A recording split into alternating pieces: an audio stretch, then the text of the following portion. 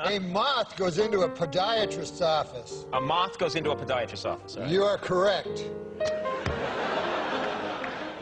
A moth goes into a podiatrist's office, and the podiatrist's office says, "What's the problem?" And the moth says, "What's the problem? Where do I begin, man?" He goes, "I go to work for Gregory Olinovich, and all day long I work."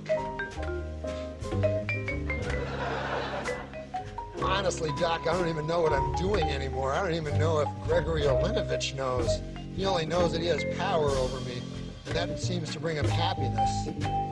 But I don't know. I wake up in a malaise, and I walk here and there. The podiatrist says, "Oh, yeah?" And the moth goes, "Yes." He goes, "At night, I sometimes wake up, and I turn to some old lady in my bed that's on my arm. A lady that I once loved, Doc.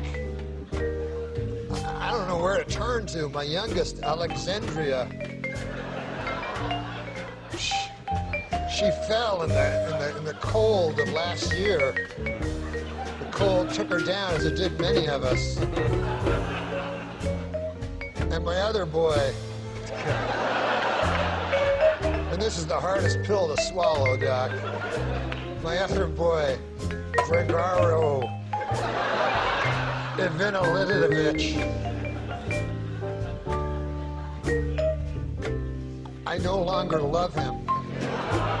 As much as it pains me to say, when I look in his eyes, all I see is the same cowardice that I catch when I take a glimpse of my own face in the mirror. If only the cowardice was stronger, then perhaps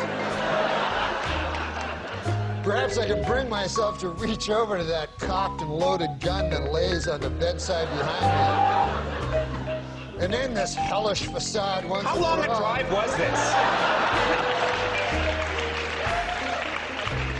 Do you live in the valley? Where do you live?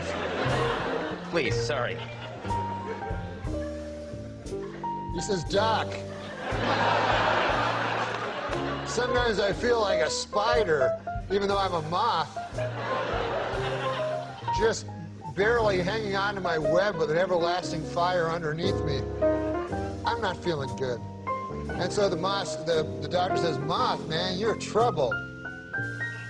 But you should be seeing a psychiatrist. Why on earth did you come here?" And then the moth said, "Because the light was on."